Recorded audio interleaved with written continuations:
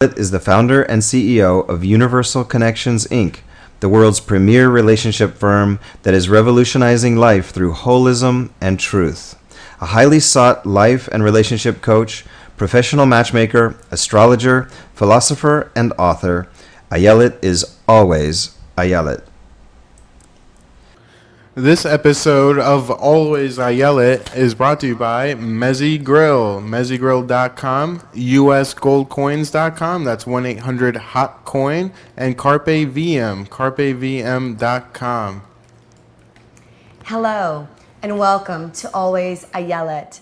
Thank you so much for joining me, and it's my absolute pleasure to be here, and I'm excited to do yet another show. Due to overwhelming demand and request, I have been inundated with emails from my viewers and voicemails from my viewers. So today we're going to dedicate a special show, a special segment of Essential Ayelet, wherein I'm going to talk about a few important matters, items I think should be brought to your consideration and your consciousness. Also, we're going to do a special segment on Ask Ayelet, where I'm going to actually finally get to answering all the Ask Ayelet voicemails and emails. Not all of them, but I'm going to get to as many as I possibly can. And there were some great questions in there, so please stay tuned, and I trust that you will enjoy the show. So today is the first, today is an auspicious time, actually a memorable time for us. It is Labor Day weekend. And one of the things I wanted to talk about, in Essential Ayelet is the importance of Labor Day weekend and what it represents. And I don't think many Americans actually know why we're barbecuing. And what I find interesting, and I think is lacking in the United States of America, is a sense of nationalism in its true meaning, in its true sense. And I think if that existed, today there's the patriot movement, if you will, or the Tea Party movement, which I don't want to, endorse or represent, but patriotism and nationalism, I think, are two very important elements that are essential for us as Americans and are essential for our country at this time. And Labor Day and Memorial Day. Memorial Day brings in the summer, Labor Day ends our summer, which is interesting. And both of these days actually have somber origins, but yet we're barbecuing, getting drunk, and using it as marking points for the beginning and end of the fun season of summertime in the United States of America. And I just thought it would be important to share some insight and background as to how this holiday originated. I believe it was declared a national holiday in 1894 during the second term of President Grover Cleveland. Interestingly, too, audience, is that Grover Cleveland was the only president in American history who was reelected to two terms of presidency that were not consecutive. And so I think that's very interesting. But the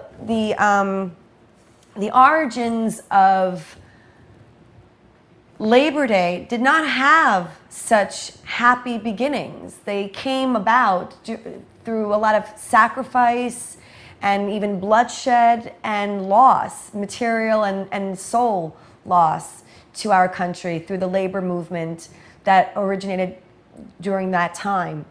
And today, when we're barbecuing and grilling and aggregating with our families and neighborhoods and friends, I think it's important that we might consider where and how, and the heartbreak that created the holiday of Labor Day and why we're commemorating our labor, our work in the United States of America.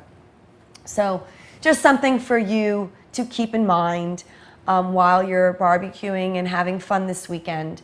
The labor movement originated to help create an environment that was more affable to the worker, to workers. so that they would not be misused or abused in their employment by management. And oftentimes, I'm having a hard time today, I'm sorry folks, but please bear with me. Oftentimes, people lose sight of what gives us the powers that be. I know I can speak as a woman, and being a feminist, yet a traditional conservative, but yet a feminist in my own right, believing in equality and equal rights. I couldn't be where I am today if it weren't for my predecessors in the movement of the 60s and 70s. And of course, I mean, that's a whole other show that I intend to do at some point in the future. But every revolution, every movement has its strengths and challenges. And so we need to take what it is and be grateful and not deride from whence we've come and from where we came and originated. So just to kind of give you the heads up on that, the strikes and work stoppages that were opposed they were brutally opposed back in the time, and we got to a place where, for the most part, we're able to work in a country if there are jobs. That's another issue. But we're able to work in a country if there are jobs with greater equality and rights for all employees, and we mustn't and can't be abused by employers and management as such. So enjoy the holiday, folks. And I wanted to bring up a very important word that has come across my palate, especially today on my ride into Manhattan. I was thinking of the heartbreak that ensued that created the holiday of Labor Day. And I'm preparing a very important show next week, which I urge you all to watch. It's a very important show. It's going to be my commemorative episode for 9/11, the 9/11 Memoriam. And I have a family who is going to be joining me next week, and I was corresponding with them in preparation for the show next week. And the word heartbreak came to mind.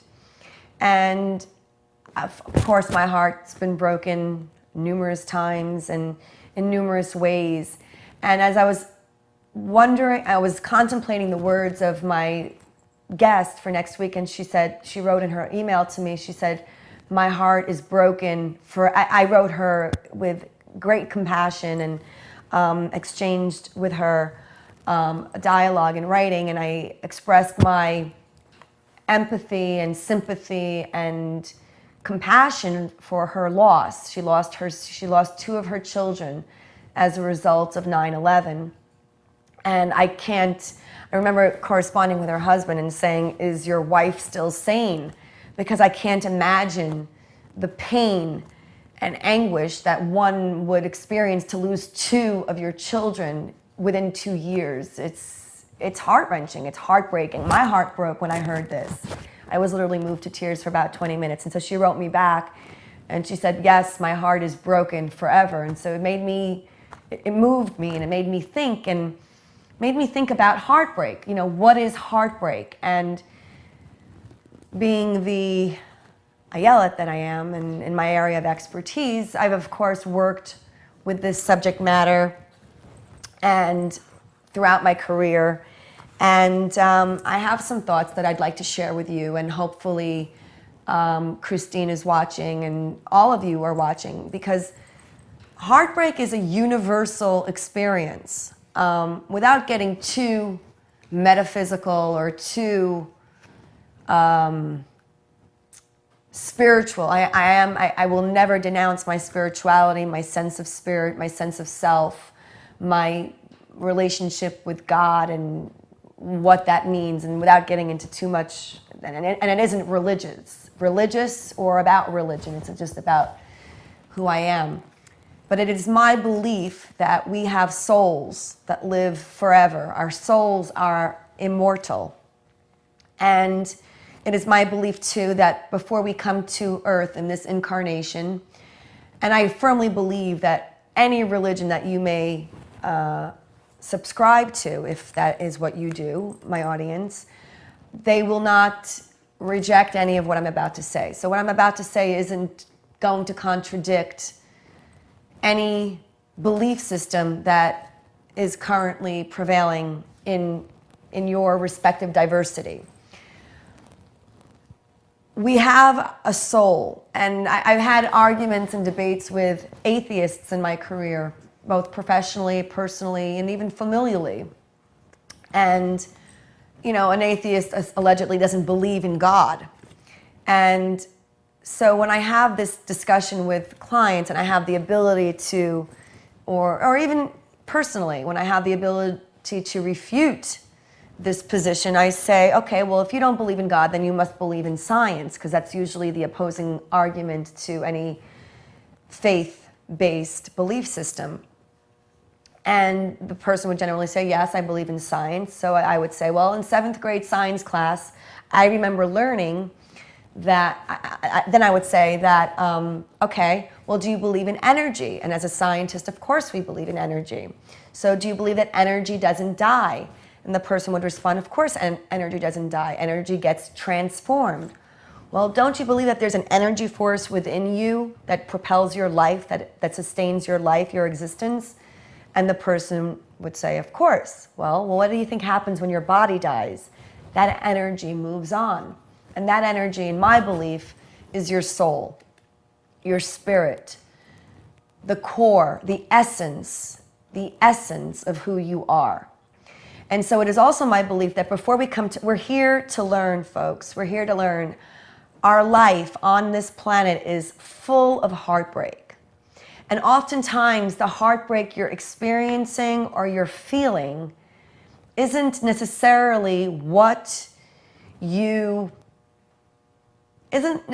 caused or even precipitated by what you think it is. And I think I just said that correctly. The heartbreak that we're feeling is embedded within our psyches from before we even came here. And they're here to show us and teach us that which we must master, which we must learn, which we must overcome in order to grow and evolve spiritually. And please don't take this in the wrong light, as if I don't empathize with the loss of a son or the loss of a daughter or the loss of any loved one or of anything whatsoever. I have less compassion for material loss, but a loss of life, a loss of blood and soul it's irreparable, but there is purpose even in that pain. I believe there was also the debate about heaven and hell and the discussion on heaven and hell. And I believe that life on earth isn't always fun. And I think our approach to life on earth will determine whether we're living a heavenly existence, a divine existence, or we are creating hell on earth here for us. I think my message of living a love-centered life, seeking liberty, seeking life, seeking freedom, seeking truth will facilitate having heaven on earth. And that is my aspiration. Yes, call me an idealist, but I'm a pragmatist as well, and I've analyzed this in my years of philosophizing and theorizing and experiencing and observing life in the manner in which I uniquely do. And it's more cost effective, practically speaking. It's more cost effective to be truthful. It's more cost effective from a material sense, from a pragmatic sense, from a spiritual sense, from an emotional sense, to be truthful, to be free, to seek love, not power, not control, not dominion, just to simply be who you are and say what you think. And I think in attaining that, we will attain heaven here on earth, or at least a semblance of such. So back to what I was saying about heartbreak, before we're born into this incarnation on earth, we're in heaven. I believe we're in heaven. And we're in heaven and we're with God or whatever, this, with the source or whatever you want to, however you want to articulate or define that sense of being which does exist. And for whatever reason, whatever our soul's purpose is, we meet with God and we decide together. We choose together to come back to earth to learn, to master some vital spiritual lesson. And before we come to earth, we know what that curriculum is. It's just like you going to college. You're signing up at NYU and you're taking a course in film and theater. So you know what you're going to be studying before you learn the lessons. And then you're going to be taking exams and you're going to have to write papers, and it's challenging. But you're already prepared because you signed up for this curriculum. And if you signed up for it, you can and you will withstand it. I don't know if you will. You have the ability to, if only you do the work. You have to do the homework, you have to take the lessons, you have to go to the lectures, you have to write the papers, you have to take your exams, you have to prepare for your exams. And that's what we're doing here on earth. In life, we're learning, we're mastering ourselves, our unique individual selves. And so, what is heartbreak? Heartbreak is the spiritual lessons that we must overcome as individuals. And everything that happens to us on this earth that breaks our hearts, and I'll get into that in a minute, but everything that happens to us on this earth that breaks our hearts is just reminding us of the pain we already knew when we were in heaven. We knew this existed. And we were sent here to master that pain, to master that lesson. And so we will have experiences, we will have relationships, we will have gains and losses and joys and sorrows that will remind us of what we inherently already know. And the purpose of heartbreak is to allow us the opportunity now, here on this earth, in this university of life, school of hard knocks, however you want to define that, to master your individual self. And the degree you get is not a piece of paper you're going to hang on the wall that says, graduated cum laude, and you're now a PhD. You're going to become a PhD in you. And that PhD is going to give you a sense of contentment and peace and wholeness in your current life, in your current existence, no matter what adversity will come your way. And if we're not already able to withstand the pain, we will not have suffered it. And sometimes the heartbreak that perpetuates, or so you have a broken heart, you have a bad relationship, you get your heart broken, you move on. But sometimes that heartbreak isn't really about Joe breaking up with you. It's about something much deeper than that. Joe is just a reminder of the pain the wound that's already existing within your soul. And, your father leaving you when you were 5, or your mother, abandoning you when you were 12. Whatever the wound, or your mother dying when you were 12, that's a horrible pain for anyone to endure. That wound is now going to be reopened by the perpetual relationships that are going to continue to cross that person's path until that person is able to master themselves and understand why they're attracting teachers to show them, to re-show them the pain that they already know. We're going to attract teachers to help us overcome this pain, and to, God willing, with our own unique individual strengths, eventually grow grow, and evolve from that experience.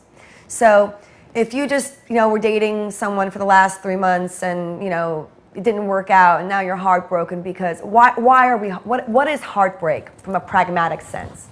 It's a disappointment, it's a disillusionment, and it's a shock and or disbelief in something we believed in. That's what breaks our hearts.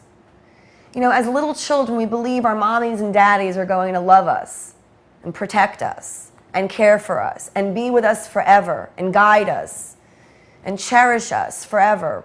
And a lot of times that doesn't happen in one way or another, but the wound is still the same. My cousin, 37 years old, prime of his life, a good husband, a good father, just dropped dead. Just finished his shift and dropped dead at the age of 37. He left behind 3 little girls.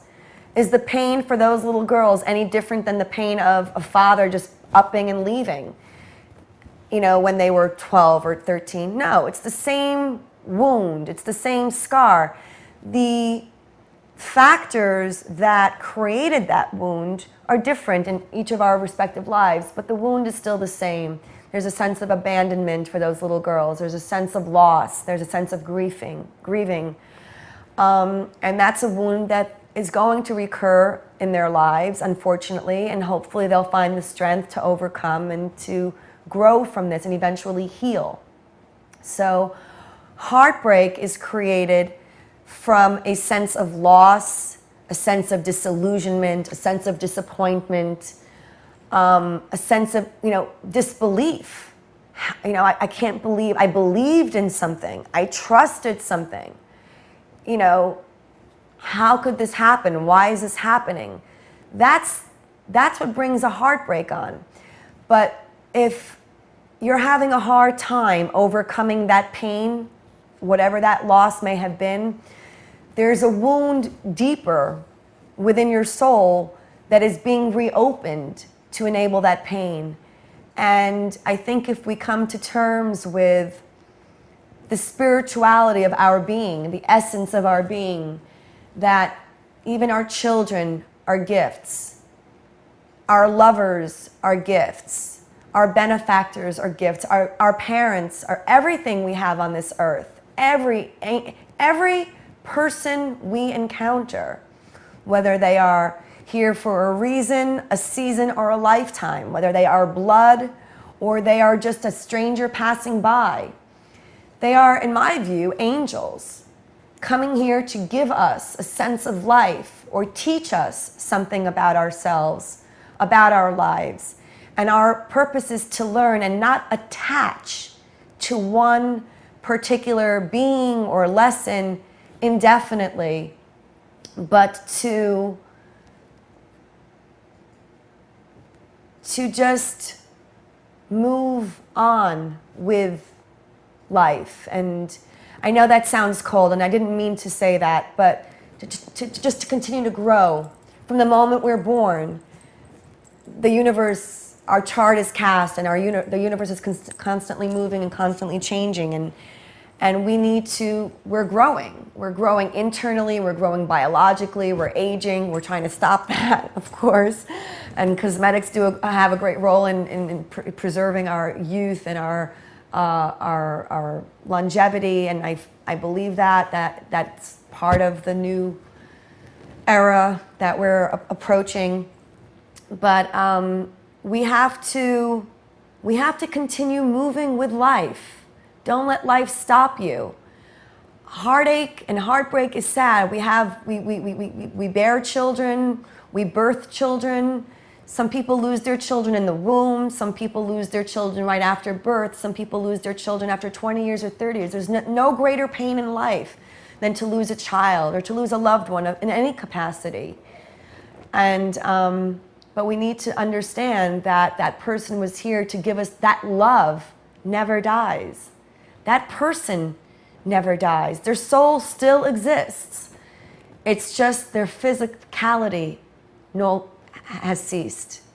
But they live on in the love that we have for them and in the love that they gave us for whatever it was, for how long as it was, and even our enemies, the people who have hurt us deliberately or maliciously or intently. Even their value lives on, hopefully, in your lives through mastering those lessons, mastering those pains, and learning and acknowledging their presence in your life as such, and thereby not allowing them to get the best of you and not to lessen who you are or what your value is because of how they behaved or mistreated you. We need to take a break and thank our valued sponsors. So when we come back, we're going to talk more about Heartbreak and some other important parts of Essential Ayelet right after these messages from our very important sponsors. First, I would love to thank mezegrill.com, where authentic Mediterranean food meets modern flavor. Now serving breakfast on 8th Avenue at 55th Street in New York City, just a couple of blocks south of Columbus Circle. And I'd love to thank usgoldcoins.com. That's 1-800-HOT-COIN. Our trusted advisor for investments in rare gold and silver coins. Andy takes the mystery out of buying silver and gold by holding your hand. They take a hands-on approach. Better to call and speak directly for current inventory. That's 1-800-HOT-COIN. And carpeviem.com. Seize your market. Say it with video. Charlie works closely with you from beginning to end to ensure that your video makes an impact. Video on the web is ideal to engage your viewers.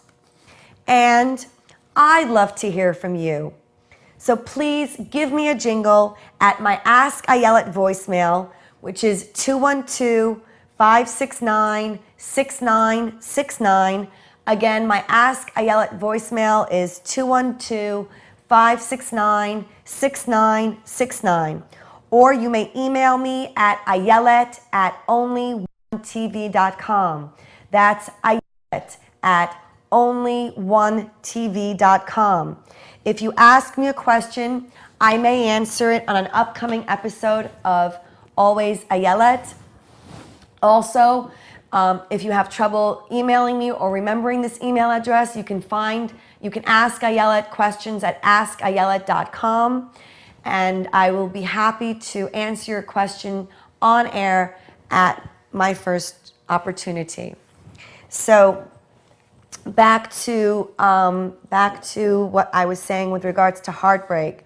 I trust that what my words are, or my messages, is that no one can cause us, nothing on this earth can cause us pain that doesn't already exist within us. It only happens to give us the opportunity to heal the wound with which we were born. The reason, the purpose, the essence, the essential reason why we are here, to grow, to perfect our souls, to master karmic lessons, life lessons, and grow emotionally and spiritually, and eventually ascend to a higher plane when our purpose on this earth is completed. So I also wanted to make an important mention, folks, of the word love. I often use the word love. I think it wouldn't be Ayelet if I didn't use the word love. And I've been critiqued in the past, don't call my husband darling, and don't tell me you love me. And you know what? I do love you. If I'm saying I love you, it means I love you. And not in the way you think I mean, or what I think is misperceived in the world at large. And part of my personal purpose on this earth is to reteach people what is love, how to love, and how to be truly loved. And so I just wanted to clarify that very important point, because I received a message this week. I was corresponding with someone online, and I got a message back. It's quite humorous, actually, from someone who wrote, Dear sister, I'm not going to mention names, but the message said, Dear sister, for what you posted, and this is misspelled, it's poorly written. But it's an important point that I think it ruffled my feather, and I thought it was an important message. I mean, since when is saying you love someone or using the word love a dirty word? Why is love a dirty word? Why can't we all say, and love in the way that I define it, which you can find on my website at alwaysayelet.com. Love is not an emotion. It is not a sexual desire. It is not even an erotic desire. Love, very simply stated, and I elaborate further on my website, but love, very simply stated, is value, it is honor, and it is respect. Respect and honor are interchangeable, obviously, but love is compassion. Love is understanding. Love is acceptance. Love is tolerance. Love is caring. And when I say I love you, when I say that you are my beloved audience, that's what I mean. I mean, I value you. I mean, you are important to me. I mean that without you, I couldn't be here today doing what I'm supposed to do on this earth and fulfilling my life purpose and hopefully enlightening your lives, entertaining you somewhat, and maybe adding a little levity or humor in some areas. But this is very funny, actually. She writes, Dear sister, for what you posted in my husband saying with lots of love, which by the way is my standard closing to all of my correspondence, I think some people are not happy about it. He is a God-loving man and love his family. Well, that's wonderful. I'm glad to hear that. Well, I think God would be very happy to know, if he's a God-loving man, I think God would be very happy to know that there is someone else on this planet that is sending him lots of love, because frankly, I don't think there's enough of it on this planet right now. And if love or saying lots of love is a dirty word, really, folks, what is this world coming to? Not to mention, the other important current events of the week is the United States government. Are you getting this, folks? The United States government is suing the major banks of the world for, it's just so convoluted. Actually, I'm going to share with you how I most eloquently can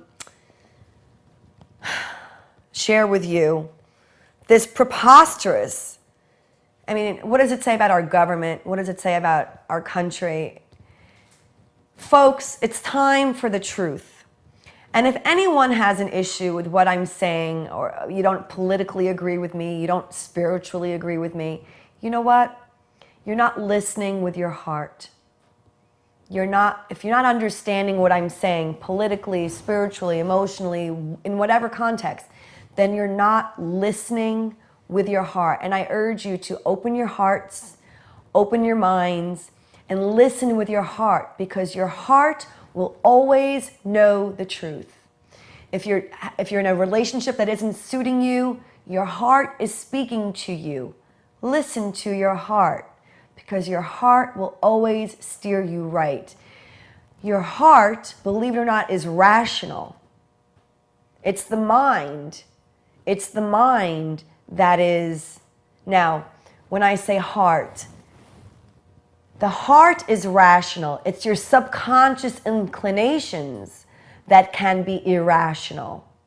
And those most often, my darling, beloved audience, are fear-based issues that we generate. And I talked about it a lot in my last episode when we talked about love and fear-based choices.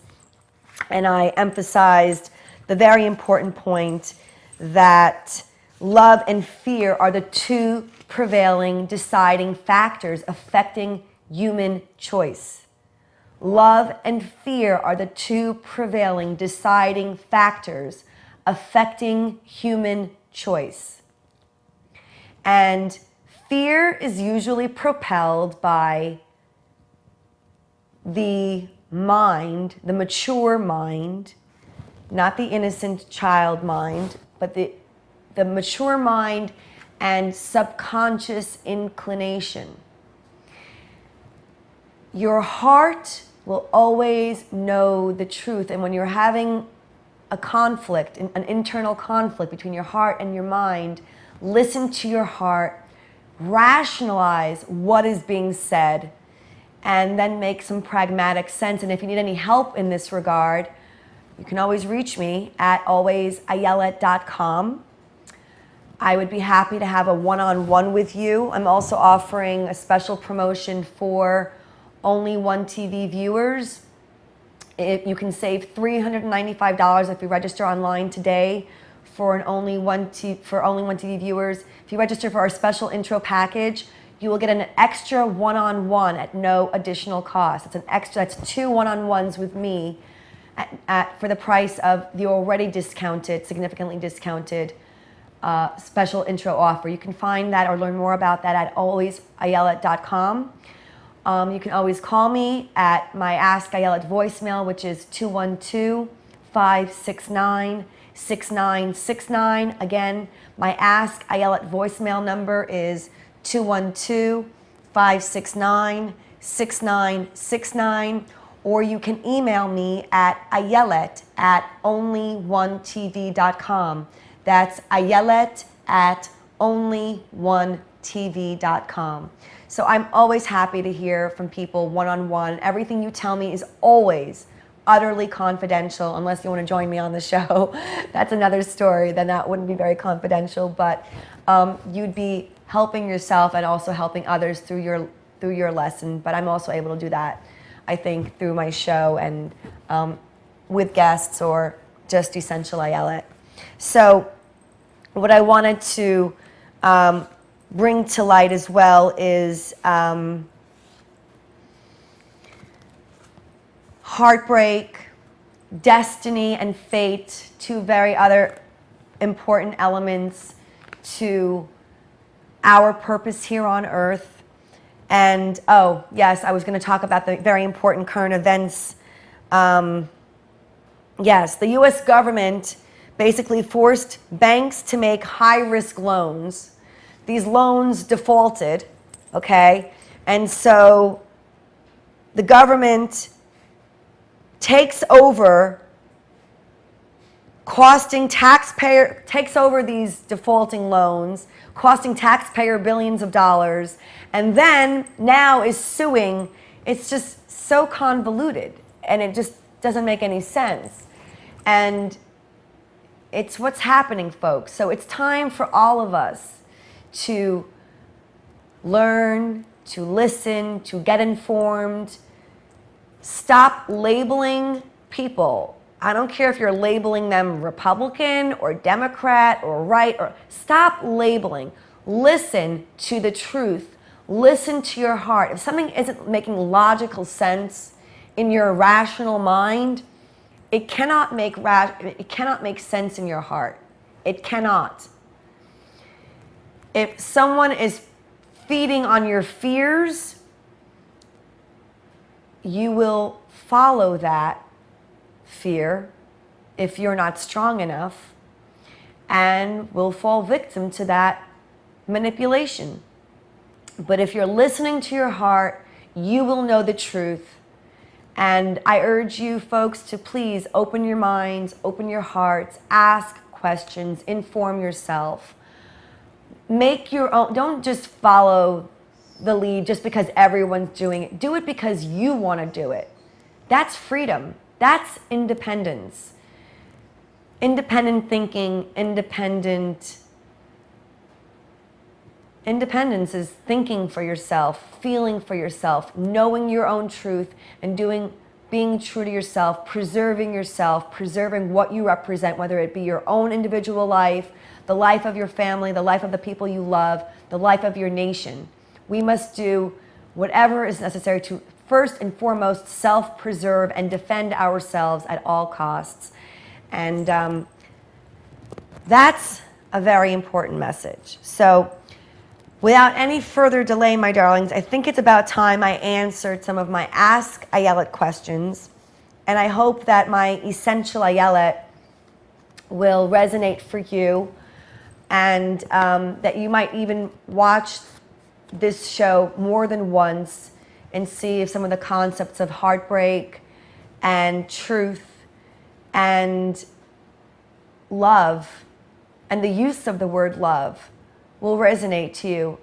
You know, in Europe, in London, love is just like darling. Yes, darling. I mean, what's wrong with using the term darling? What's wrong with you? Why is using a term of endearment to engage with someone, whether you're dealing with them personally, professionally, or other, why is that a bad thing? Shouldn't we all be endearing ourselves to each other? Aren't we all human? Aren't we all part of the same race? Aren't we all brothers and sisters? Don't we all have the same blood that flows within our veins? Aren't we all universally alike in the end of the day? And so I believe if we live with love, lead with love, govern with love, and be love, we will essentially attain heaven on earth. So, enough of that. Without further delay, I'm going to answer some of my Ask Ayelet questions for my very valuable viewers. And I have some interesting questions here. Actually, I had a lot of relationship questions, but I thought in order to bring some levity to that heartbreak discussion we just had, I would answer a very important question from Sarah from Sacramento. Sarah from Sacramento wrote, Ayelet, I love Oscar. She writes, I love Oscar. Let me just put my glasses on because these are hard to read. She writes, I love Oscar. I have to say he has to be the cutest thing. I know how much you love him and how important he is to you. What do you feed him? I'm considering adopting a dog myself. What do you feed Oscar, and how would you ensure that he has the best life, the best nutrition that he needs? Well, the answer to that, Sarah, is and where did you get Oscar? They want to know where I got Oscar. Sarah from Sacramento. Well, Sarah from Sacramento, first of all, I feed my little boy Oscar wellness food. I researched it extensively, and Wellness is a great brand. I'm not working for them. I should get credit for this, I suppose. But their ingredients are all natural, all human grade, real. You don't want to feed your little boy, your little canine or feline boy or girl, anything with animal byproducts, because essentially what you're feeding them is ground up chicken bones. I mean, and horse legs and God knows what else. I can't imagine kissing my little boy after he's eaten something like that. So especially since he's my kosher little boy too. But back to what I feed Oscar. Wellness is a great brand. I buy it at Petco, and it's all human grade, all natural foods. They use real deboned chicken and grains and vegetables. And you see how he's waking up when he knows we were talking about him? Yes, baby, my mommy's talking. So, and Sarah from Sacramento, yes. Now, I have to say in advance that Oscar is a unique exotic breed. He's the only one of his kind. And the story behind Oscar, since you're asking, Sarah, is a great story, actually. We just had our 6-year anniversary, so it was about 6.5 years ago where I came to a crossroads in my life, and I decided I could not live without a canine little boy any further. And so I set out to find the perfect little boy, and Oscar is exactly, when I had a vision in my mind, in my soul, what I wanted, who I needed to complete my life at this stage in life, it was Oscar, physically, in every way. So again, that goes and coincides with my message on faith and belief, and believing in the universe, that the universe will always provide exactly what you need, exactly when you need it and how you need it. So the story behind Oscar was I wanted somebody just like Oscar. Oscar weighs 3.8 pounds. He fits in a carrier bag, and yes, I dined with him in 5-star restaurants, and I've stayed at 5-star hotels, and no one ever knew the wiser, because he's my little angel. And yes, he knows we're talking about him. Yes, Oscar, okay.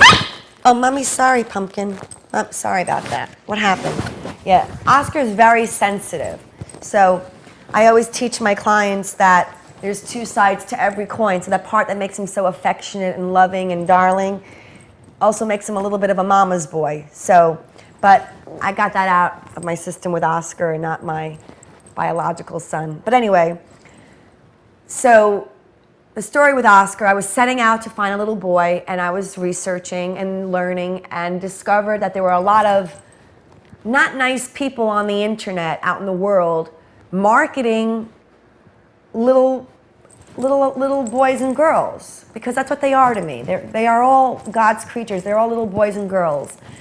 And in my venture of, getting Oscar, making sure that I get a good, a healthy little boy, I learned the proper questions to ask. To discern whether or not this is a real deal breeder or just another, bad group of people trying to exploit animals and people in the process.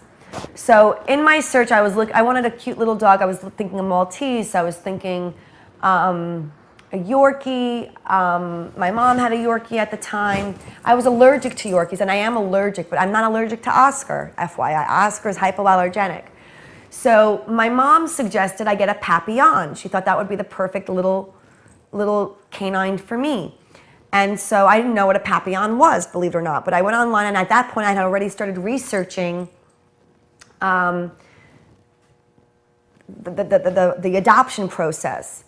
And when I went online and I found Papillon, the first website I found, I called, and the lady I discovered immediately was the real deal breeder. Long story short, she had been breeding champion Papillons for the last 10 or 15 years prior to this episode. And she just rescued Oscar's biological mother from a woman who apparently didn't know what she was doing, and she put Oscar's biological mother in a room with Oscar's biological father. Oscar's biological mother's name was Jasmine, and his biological father's name was Zachary. And Zachary was a feisty little one. And if you want to learn more about this, you can go to my Facebook, my Always Ayelet Facebook page, and you can see the photo story, the photo journal of Oscar and his life and the onset of his life. And so I'm hoping this is answering your question. But Oscar, when people ask me, oh, what kind of dog is Oscar? What kind of breed is he? I say he's a unique exotic breed. He's the only one of his kind. Oh, but what kind is he? Well, I gave you half the story. To learn the other half, you're going to have to go on my Facebook and watch the photo journal to learn more. And so Oscar was born, I believe, right about the time I contacted the breeder. And there were 4 in the litter. I was clear that I wanted a little boy. And in the litter, there were 3 boys and 1 little girl. And the first boy was Oscar. The second boy was black and white. And I'm sort of partial to black and white. And the third was another boy that was Oscar's color. And then the fourth was a little girl. So I was certain I didn't want a little girl. And I won't elaborate as to why I didn't want a little girl. But I was torn between the first puppy and the puppy number 2. Puppy number 2 was black and white, which was sort of like my theme color and how I kind of see the world. And I was inclined towards number 2. But puppy number 1, and I told Kay, the breeder, that I wanted a little boy that I could take with me. I have a very dynamic lifestyle, and I'm working all the time. I have a very dynamic lifestyle. And puppy number 2 was growing, that I wanted a little puppy that I could put in my bag and take everywhere with me. And puppy number 2 was growing at twice the rate of puppy number 1. So in the end, I think it was at 15 days old, I made the life-changing decision to choose puppy number 1. I named him Oscar. Oscar is my name. I named him after Oscar Wilde, who was my absolute favorite writer. I fell in love with Oscar Wilde when I was in London, when I visited London in 1997, and I went to see a play in West End called An Ideal Husband, and I was deeply moved by the brilliance of his work. And I went out in London and bought the collection of all of his works. I believe 2 collections of all of his works. And then I said when I'd have a little boy, a little canine boy, I would name him Oscar, and so I did. So I named Oscar, and then at 12 weeks, I drove out to Wisconsin. He was in Wisconsin, 2 hours north of Green Bay, and I drove nonstop, 15 hours straight. Don't ever drive through the state of Ohio, FYI, if you're trying to avoid any traffic infractions. I drove out 15 hours straight, got to the breeder at 2 a.m. Eastern time, which was 1 a.m. Central time, stayed the night, and the following morning, I'll never forget my little boy, the first time we met in person. He came out on the it was August 7th, and he came out on the little picnic table they had in the backyard, and he was shaking, he was all tiny, and I drove him home the next day, 15 hours straight through, the whole ride, not a peep, not a poop, not a pee-pee, nothing. And we've never been apart since. And that's my story for my little Oscar. And so I haven't fixed Oscar. It's against my faith to do so. It's my belief. It's denying the animal inclination to procreate, in my opinion, is a travesty of justice and is inhumane. And of course, I protect my little boy, and he hasn't misbehaved. He's still a virgin, my little Oscar. We need to find him. Yes, Oscar, yes. He's in love with his mommy. We need to find him a little virgin Shih Tzu. To procreate with. And God willing, if anyone's interested when that time comes, I'd be happy to give any female puppies to those of you who would like another Oscar, because he's the only one of his kind. And so I hope this answers your question, Sarah from Sacramento. And I wish you luck in your search for a little canine friend. And I have to say, it's the best love, but you have to give. Oscar doesn't wear a leash. The love that I profess, I have with Oscar, there is freedom, there is love, there is trust, there is caring, there is understanding. And he was born into a breeder's environment where he was bred in that manner, and I continued on as such. And that is why he is the way he is with me, and he's so well behaved, and etc. So you reap what you sow, but start off with a real deal breeder. Know the questions to ask the right questions, and then make your choice. And I wish you lots of luck and lots of love in your quest for your perfect little canine boy or girl, and or feline boy or girl, because it's the best thing. Oscar's the best thing that's ever happened to me thus far. I have, I think, time for one more question. John from Long Island asks, how does one build a healthy, lasting, and truly loving relationship? Thank you for your question, John. I really do appreciate it. You're going to have to continue watching my shows, into the future. You can also log on to give you the answer in a nutshell. You're also going to have to log on to my website at alwaysayelet.com to learn more about what true love is and what a lasting, truly loving relationship is, what I refer to as a true connection.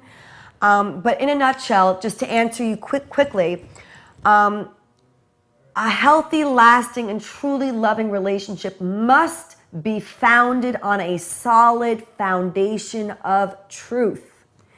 It must be founded on a solid foundation of truth. If your relationship is founded on a lie, on a manipulation, on any coercion, on any sense of fear whatsoever, it may last, but it's not a loving relationship. And if you've seen any of my previous episodes, you'll know that marriage, lasting, loving relationships are not a marathon. Oh, how long can we stick it out? No. That's living a hell. That's living a fear-based life. That's living hell on earth. Living the heaven that I refer to, living a love-centered life, must be founded on a foundation of truth. So if you're online trying to meet people and you're lying about your age, or you're projecting nonsense of who you think you are or who you wish you are, that's not how you're going to find true love in your life. if you're putting on an act, if you're being anyone but exactly who you are, always, you're not going to be able to have or build a lasting, truly loving relationship. So to answer your question, it starts with a solid foundation of truth. And if you can envision a pyramid, and you'll be hearing this again into the future, and we'll be elaborating on this more into the future as well. If you have a solid foundation of truth and you can envision a pyramid, you must have truth at the foundation of the relationship. And I don't care if this is a romantic relationship, a business relationship, a familial relationship, a girlfriend, a boyfriend, a male friend, a buddy relationship. Any type of relationship must be founded on truth with honor, value, devotion, and trust and love emanating from its center. That is how we build and develop a lasting, truly loving relationship. I hope this helps. John from Long Island, please tune in again next week. I do have lots more questions. I'm sorry it took me so long with my whole heartbreak diatribe, but I hope very much that you've learned something, maybe have strengthened somewhat, and maybe you've recognized that the most recent heartbreak you've just experienced is merely an old wound being reopened and an opportunity for you to heal completely that wound so that it can never be reopened again. And life isn't easy, folks, not for any of us. And we must be strong, we must be love, and we must be exactly who we're destined to be. So with all my love, I wish for you a wonderful week ahead. Please be sure to tune in next week. I have a very important episode in commemoration of 9/11 and its victims. With all my love, I wish for you a wonderful week ahead. God bless, a love-centered life, and I am always Ayelet.